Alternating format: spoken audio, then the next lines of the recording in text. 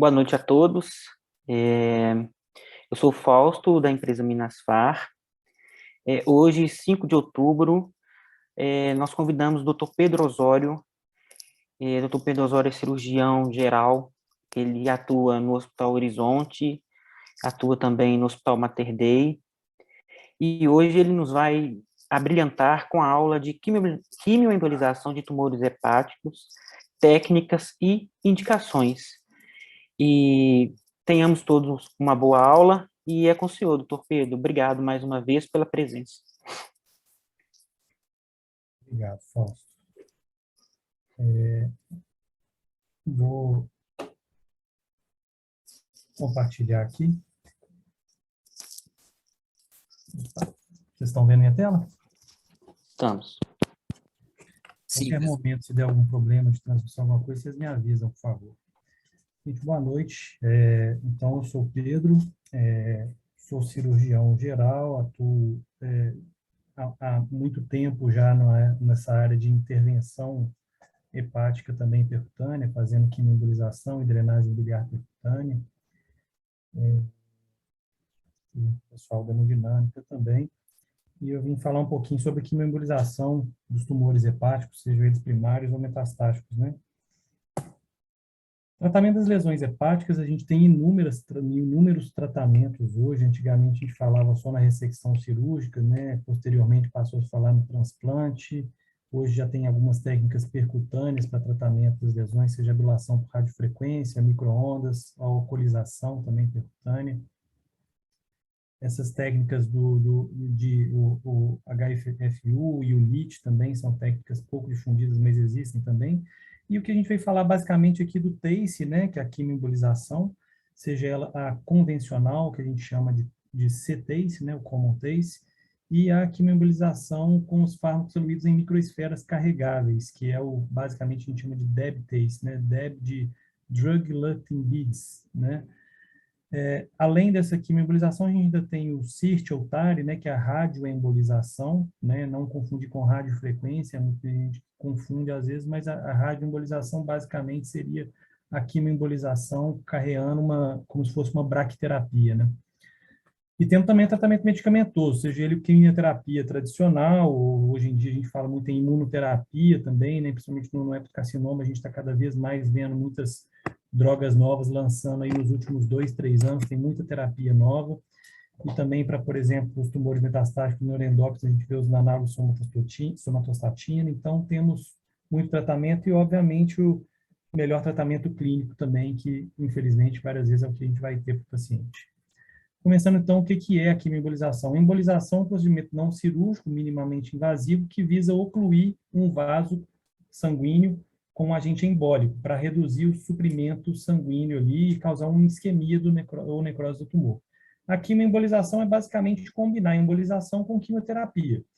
E aí você vai propiciar uma maior concentração da droga ali internamente no tumor, localmente.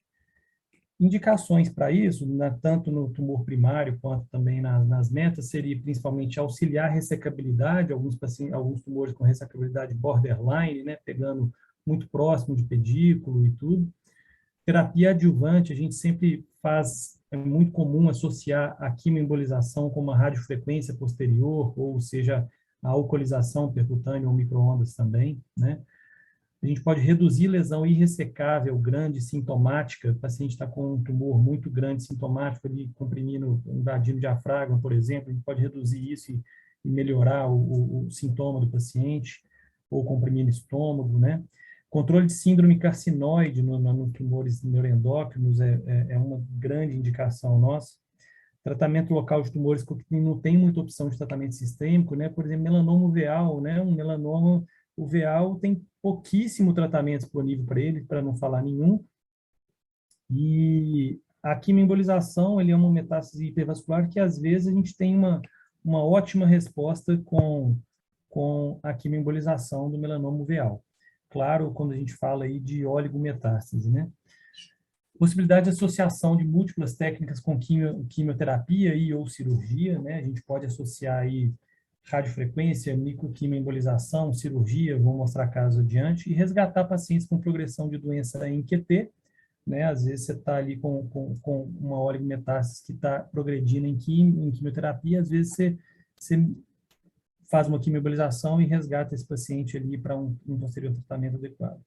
E o downstage em ponte para transplante, que é talvez onde tenha mais começado a difundir a quimioembolização, onde tenha surgido mesmo para que seja o principal tratamento no hepatocarcinoma. A gente tentar reduzir lesões para colocar elas em critério de transplante. Outros seriam aqueles pacientes que, apesar de terem lesões ressecáveis, tu tem baixa reserva hepática, não tem condição da gente ressecar a lesão e o órgão remanescente não vai ser suficiente, ou um risco cirúrgico impeditivo. Ou, às vezes, o paciente não quer operar mesmo, que acontece, né? Não quero operar, não quero tirar um tumor desse aberto, não quero abrir barriga, e isso acontece. TACE para quem? Quem que a gente faz, então, a quimioembolização? Desculpa, estou falando TACE aqui, mas às vezes eu não falei antes. TACE é a sigla, né, para quimioembolização, Transarterial Chemoembolization, né? Então, o TACE principal indicação que a gente tem é o hepatocarcinoma, que é uma lesão hipervascular, né, em geral, com washout importante, mas ela é hipervascular. E toda lesão que seja hipervascular vai ser boa para fazer quimioembolização, porque quando a gente injeta na artéria o contraste, a gente vai ver bem quem está hipervascular. Por outro lado, a gente fala assim, bom, mas você tem a quimioembolização para o cólon, que é o debilitase. Temos, e é bom, mas não é maravilhoso, tá? Sinceramente, não é maravilhoso. Bons são aqueles tumores extremamente hipervasculares. Esse a gente vai ver bem, conseguir superseletivar a artéria, conseguir embolizar adequadamente. No cólon, frequentemente, a gente vê uma lesão hipovascular e a gente vai tentar embolizar, às vezes, uma área que falha de contraste. Ali você vê uma área negativa do contraste, você vai acabar embolizando essa área, né? Então, não é o ideal, tá? Então, a gente pode fazer para neuroendócrino, cólon, melanoma uveal, como eu falei, metástase de mama, carcinoma medular tireoide. Tem relatos de casos para adeno de pâncreas, mas não vejo benefício nenhum, não tem nada comprovado, mas tem gente por aí fazendo. Nunca fiz e não acredito para isso no momento. O racional do TACE é o seguinte: a artéria hepática ela tem 25% de suprimento sanguíneo do fígado, mas 90% a 100% de suprimento do sanguíneo dos tumores, mesmo naqueles hipovasculares, tá? Estou falando até, inclusive, na meta de cólon, a maior parte deles, eles são o suprimento sanguíneo da neoplasia ali, ela é advinda da artéria, e pouquinho só, às vezes, que vem de ramo venoso, enquanto a porta aí tem 75%, 80% do suprimento sanguíneo total. A maior parte dessas metástases de NETs e outras metas são hipervasculares. A gente foca em causar isquemia das células tumorais com necrose, reduz a produção hormonal na embolização, que é o TAI, né, sem o químio. E no TACE, a gente, além disso, a gente associa o quimioterapia, e aí esses agentes citotóxicos, eles antes da embolização são emulsificados ou no lipiodol ou nessas partículas carreadoras, e quando você isquemia ali, se aumenta a quimiosensibilidade tumoral e há uma concentração quimioterápica mais alta localmente ali, 20 a 40 vezes maior do que você fazer uma quimioterapia sistêmica. Então, se aumenta a quimiosensibilidade e aumenta a dose local, então é uma quimioterapia muito potente local, sem contar com a isquemia. Dividindo aí o TACE comum do DEB-TACE, né? O comum a gente emulsifica em óleos, ou lipiodol ou etiodol, os quimioterápicos, né? E a seguir a gente vai usar agente embolizante, seja eles o PVA, embosferas ou até gelfuan. O lipiodol é um óleo de papoula iodado e ele emboliza e age também como carreador desses quimioterápicos, tá? E ele é extremamente radiopaco, tá? Ele era antigamente utilizado para fazer linfografia, né? E hoje em dia quase não se usa isso mais, e ele basicamente é utilizado hoje para isso. Normalmente ele é removido pelas células retículo-endoteliais do fígado, né, que não tem nos tumores, em até 30 dias. Então, se você injetar lipiodol no fígado inteiro, ficar todo branco, como essa foto aqui, que é um tumor já embolizado, se você deixar o fígado todo branco de lipiodol, passou 30, 40, 60 dias, o fígado todo limpa, a célula retículo endotelial vai limpar esse lipiodol, e só onde tem tumor que não tem essa célula, vai manter o lipiodol ali. E isso facilita muito uma posterior visualização na tomografia, possibilitando que a gente coloque uma agulha lá dentro, por exemplo, fazer radiofrequência, guiado por tomografia. Já a quimioembolização com as drug-eluting beads aqui, né, são as microesferas que transportam esse fármaco. Então, você vê aqui cortes aqui na microscopia dessas microesferas, né, tem vários tipos dentro do vaso que essas microesferas, elas carregam ou dentro dela como esponja, ou então um coating ao redor delas, essa quimioterapia, e elas vão liberando ao longo de 30, 40 dias esse quimioterápico paulatinamente. Elas propiciam maior concentração do fármaco no tumor e muito menor na circulação sistêmica, é uma liberação mais controlada quando comparado ao common TACE, tá? Então, é menos efeito colateral ainda do que o TACE comum e menor impacto na função hepática também. Então, são elas as quadrasferas, hepasferas, o DCBID e o tandem, cada uma com suas características. A técnica que a gente usa tem várias. Assim, primeiro, qual o melhor esquema de QT que a gente associa? Pode associar doxorubicina, mitomicina, irinotecan, cisplatina, vai de acordo com o tipo de tumor, obviamente. Para o hepatocarcinoma especificamente, a gente usa mais a doxorubicina, principalmente porque assim, tem muito estudo com doxorubicina ou com mitomicina associada. A mitomicina está muito difícil no mercado, como vocês sabem, é difícil de comprar, de conseguir, então a gente frequentemente utiliza para hepatocarcinoma só a doxorubicina mesmo, e, por exemplo, para o cólon a gente usa o DEB-TACE com as drogas com o irinotecano, né, o DEBID, que a gente chama, ou no caso dos NETs a gente usa cisplatina. E aí nos outros tipos menos comuns, né, melanoma uveal, etc., vai depender da exposição prévia à quimioterapia, etc., e o que a gente discute com oncologia. A embolização ela pode ser arterial total, você pode simplesmente chegar lá, você não consegue seletivar, você vai embolizar toda uma artéria direita ou esquerda, né, sendo lobar, ou segmentar, ou sempre que possível, mais super seletivo possível. Então, até quando embolizar? Também até estase completa, preenchimento do nódulo pela substância ou pela dose de quimioterapia, também cada um faz de um jeito, mas o ideal é preencher até embolizar por completo, não ter fluxo arterial para aquele nódulo. E a gente pode fazer o comum ou o com microesfera.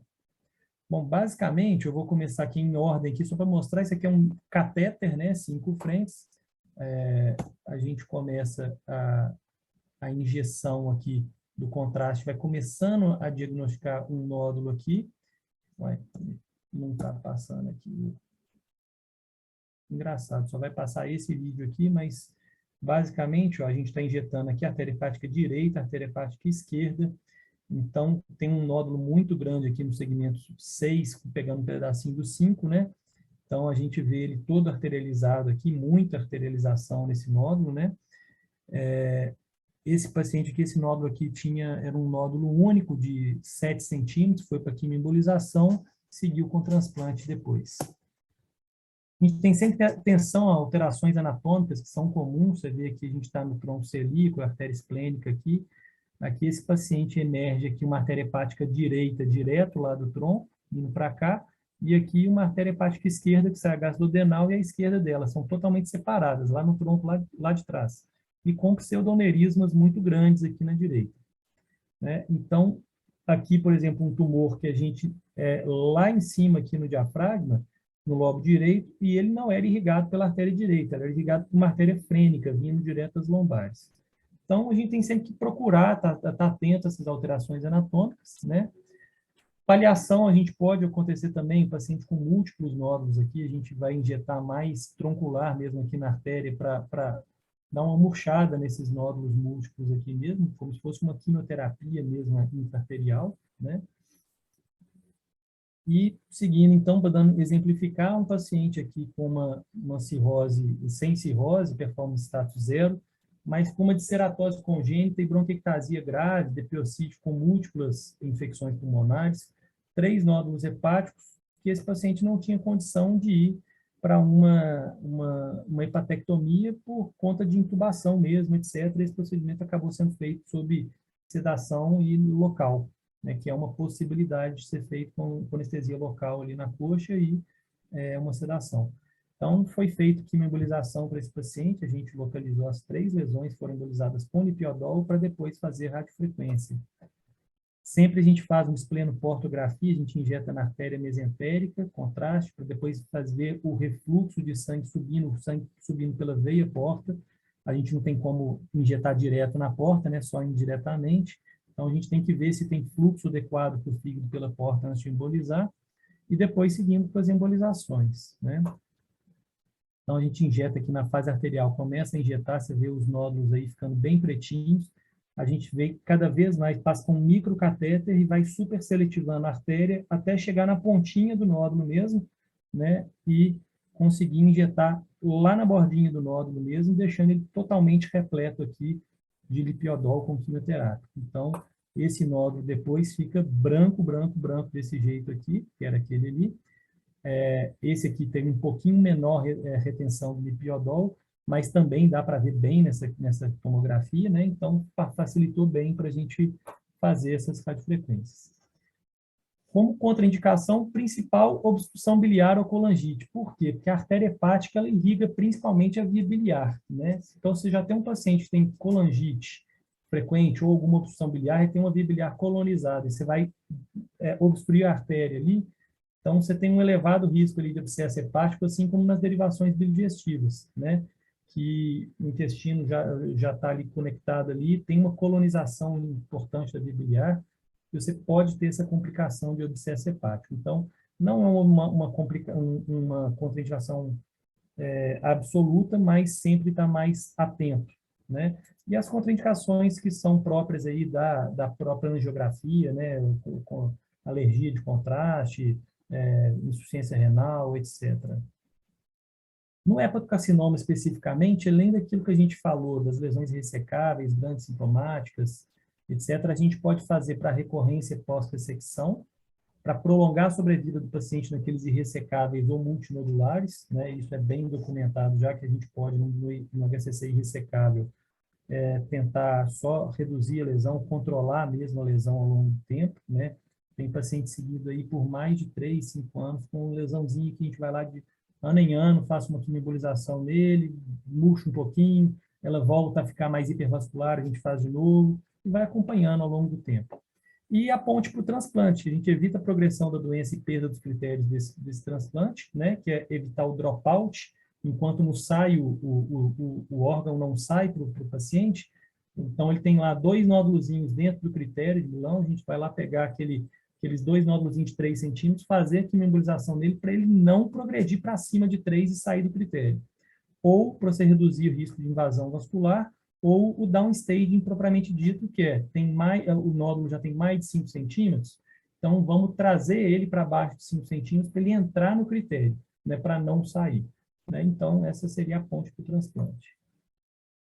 Então, aqui, só para exemplificar nesse artigo aqui, 50 pacientes com HCC inoperável, né, eles foram para DEB-TACE, né, com hepasfera, e esse é um artigo muito tradicional do Maurício Grosso, que é quem começou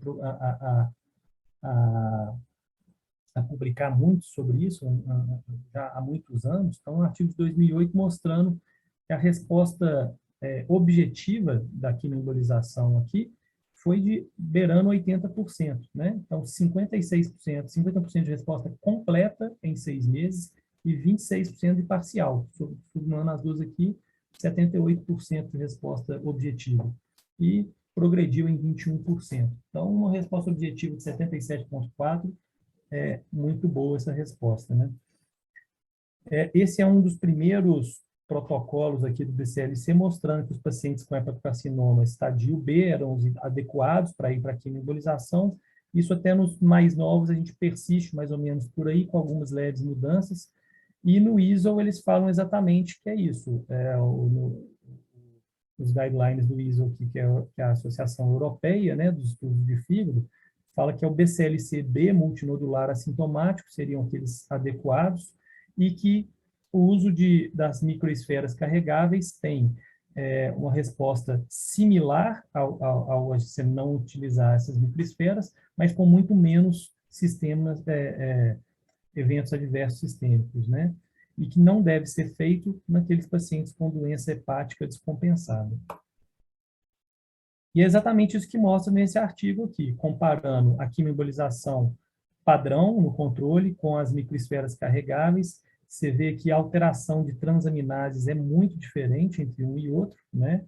E a concentração plasmática também do quimioterápico também é bastante diferente. Só que a resposta tumoral é comparável.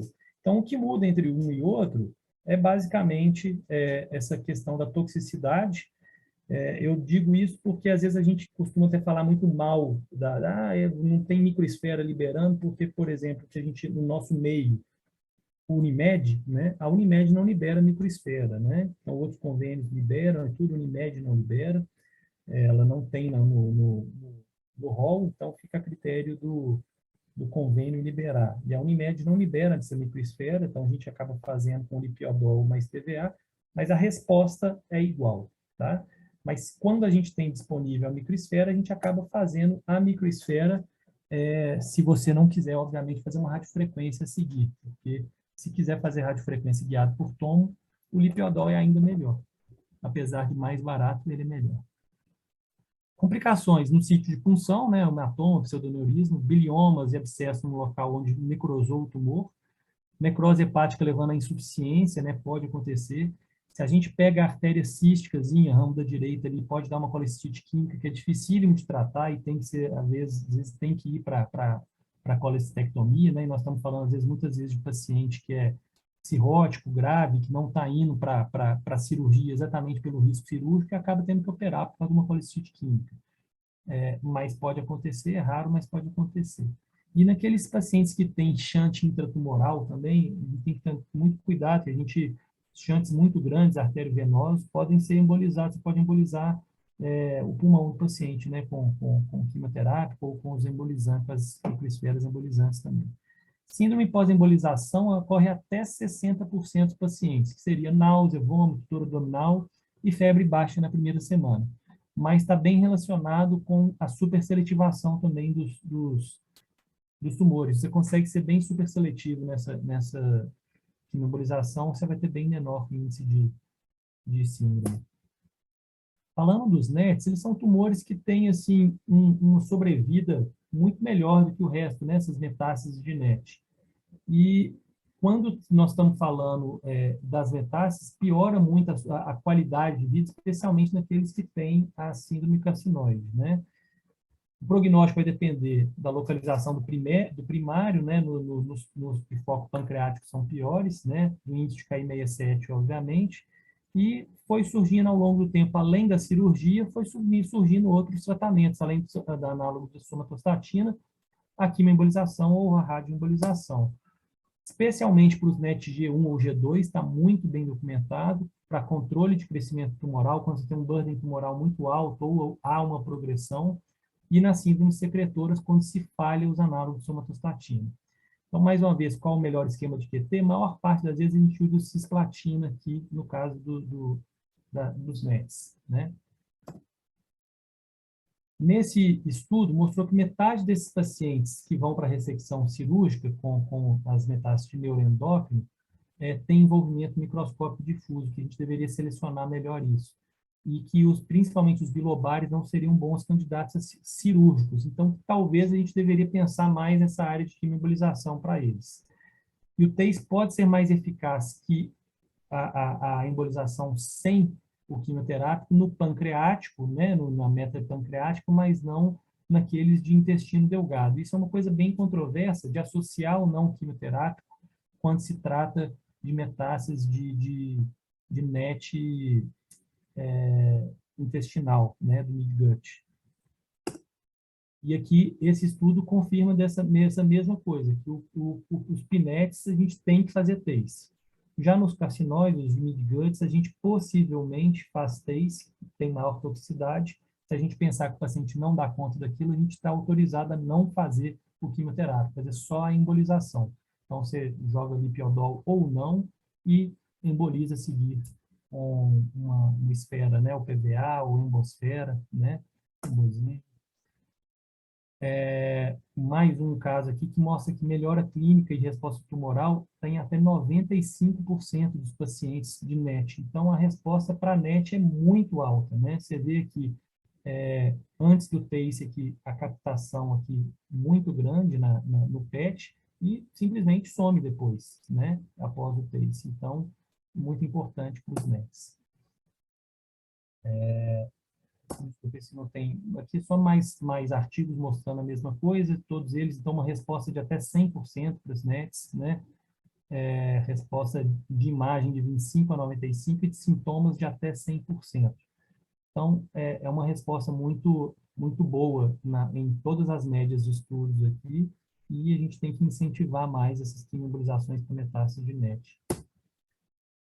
Como limitação, a gente vê que às vezes você pega um paciente que isso aqui brilha, né, de uma quantidade no PET, mas você vai olhar aqui na tomografia, a lesão não está tão hipervascular, não.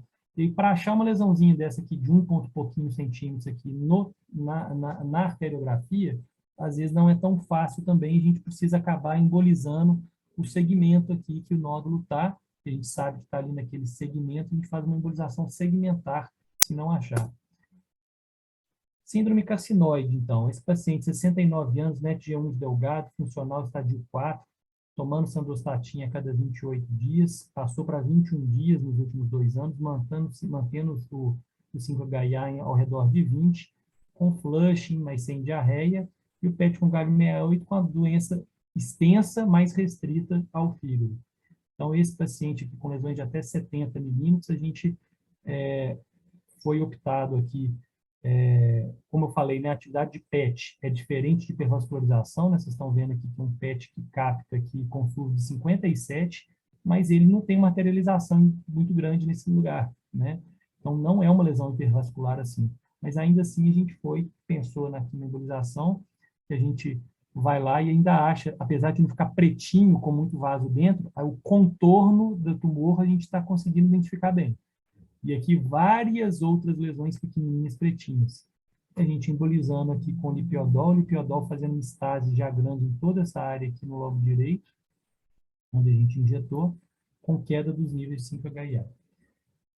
Essa é uma paciente que vai para ter tratamento combinado, uma paciente de 76 anos, que em exames de ultrassom de rotina por incontinência urinária foi achado vários nódulos hepáticos, laudados aí múltiplos nódulos, que inicialmente sugeria adenomatose, segundo o laudo, mas que o oncologista pediu para biopsiar e veio um NET Ki67 de 1%, um NET G1.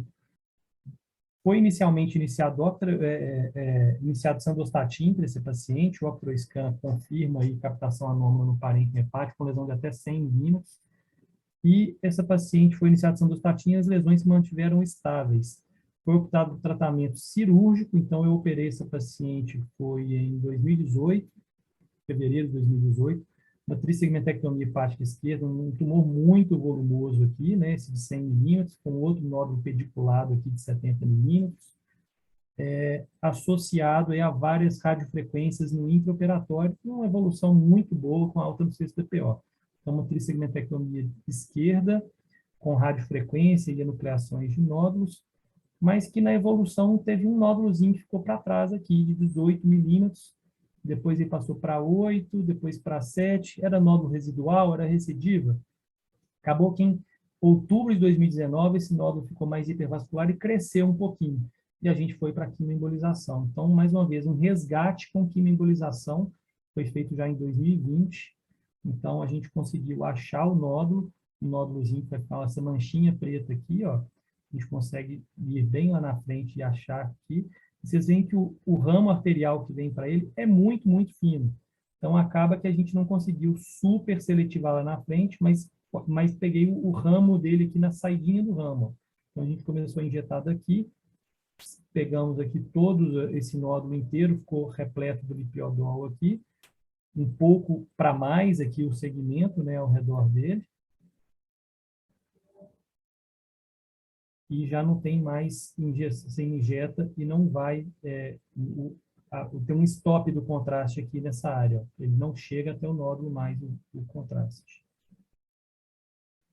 Então, pós-operatório, aqui com 30, 60 dias, a gente faz, em geral, 45, 60 dias, uma tomografia de controle, retenção intensa do lipiodol e vão para a radiofrequência guiado por tomografia. Aí, com esse nódulo brilhante do tamanho lá, retendo o lipiodol, fica fácil de pôr a agulha lá dentro e fazer uma área de radiofrequência muito boa, com uma margem ampla ao redor aqui da lesão, tá? A radioembolização é uma braquiterapia, como eu falei, só para complementar, né, um implante com carreador radioativo microscópico. Basicamente, a técnica é muito parecida com a da quimioembolização, mas o que se injeta é um radiofármaco ali, é uma microesfera impregnada com litro 90, né? É uma logística complexa, infelizmente, em Minas Gerais, o único lugar que nós temos no momento ainda é em Juiz de Fora, tá? E nós estamos tentando já há algum tempo ter aqui em Belo Horizonte, por questões aí logísticas, até a comissão o que nem ainda não liberou, por exemplo, lá no Mater Dei, a gente está tentando já tem uns 2 anos, e agora parece que vai entrar no rol da ANS aí também a radioembolização. Tem uma toxicidade aí, às vezes um pouco menor do que a da quimioembolização, né? É bom para, por exemplo, pacientes que têm aquela bile digestiva, como eu falei, quando você tem alguma alteração biliar, é muito bom utilizar a radioembolização ao invés de quimioembolização. Para tumor de cólon metastático, né, meta de cólon, a radioembolização muito melhor do que a quimioembolização. E é isso. A gente saber, então, que temos inúmeros tratamentos, seja hepatectomia, quimioembolização, radiofrequência, CIR, tratamentos sistêmicos, e que esses tratamentos são todos complementares, não são excludentes. Podem ser utilizados isoladamente ou preferencialmente em conjunto para a gente atingir as melhores respostas aí de tratamento das lesões de fígado. E sempre, sempre discutir em tumor board, discussão do oncologista e cirurgião sempre. Era isso que eu tinha para dizer. Acho que eu espero que eu tenha passado para vocês aí o que eu queria. Eu não sei onde que eu estou aqui.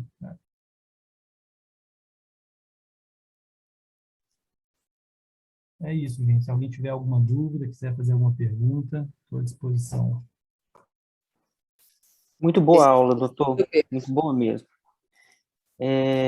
Se alguém quiser fazer uma pergunta, está aberto, o Pedro está aguardando também. Ô, Pedro, excelente apresentação. E eu vou encaminhar um paciente aí para você, provavelmente. Hoje um colega me ligou da oncologia clínica, não me passou maiores detalhes, não, mas ele deve me procurar amanhã lá na Medicênio, e aí eu encaminho para você. Eu sei detalhes, assim, um hepatocarcinoma que foi tratado com uma radioablação, me parece que tem um outro nódulo que eles acham que não dá mais para fazer uma ablação. Vou descobrir detalhes, se eu achar que tem uma indicação, eu encaminho para você. Combinado. Obrigado.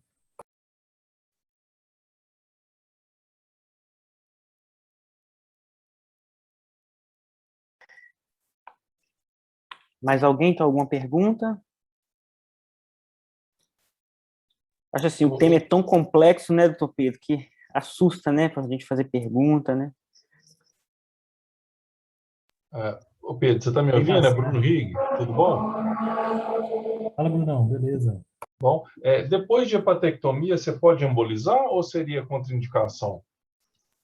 Não, né, não é contraindicação, não. Pelo contrário, resgate com quimioembolização é desejável muitas vezes. Eu mostrei até um caso, acho que no início, que foi exatamente isso também, mas a gente faz pós-hepatectomia. Tem que, obviamente, avaliar o que é que tem, se não tem alguma alteração da hepatectomia, de questão da vasculatura, se foi mexida alguma coisa. Por exemplo, se fiz hepateca esquerda, tem o lobo direito inteiro remanescente lá, tem um nódulo lá que cresceu na linha de secção ali do fígado, né, no lobo direito, ou em qualquer outro lugar dentro do fígado. O lobo direito está preservado, ele já cresceu, tem uma função hepática normal, não tem nenhum problema de quimioembolizar. Beleza. Boa aula, viu, Pedro? Parabéns. Um abraço. Tá bem.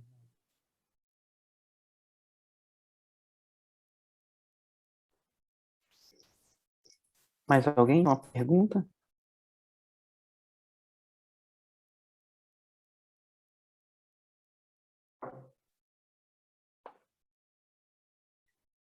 Acho que está tranquilo, né, doutor Pedro? O pessoal ficou satisfeito com a aula e, assim, a Minasfar agradece ao senhor pela aula, pelo seu tempo e muito obrigado mais uma vez por apresentar essa aula tão boa para a gente.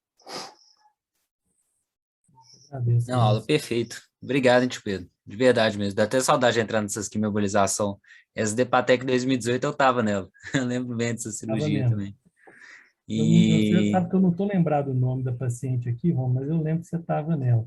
Eu tô em até a foto aqui também. Tem tudo no celular.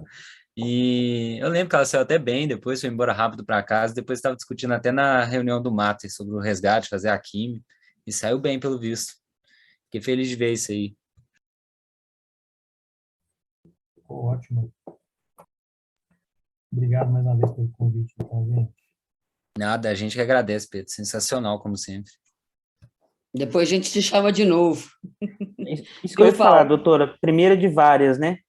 Exatamente. Vamos resgatar a minha amizade com o Pedro, que a gente ficou muito tempo sem se ver aí pós-pandemia, largamos os plantões, né, do resort. Exato. E vamos seguir em frente aí, fazer um evento, depois, quem sabe, até um presencial depois. Sim, vamos pensar na ideia, sim. Então, tá, joia. Muito obrigada, viu, Fausto e Pedro? Muito obrigado a todos também pela presença Obrigado, e pela gente. participação. Boa noite a todos, viu? Boa noite, obrigado. Boa noite, obrigada. Boa noite, tchau.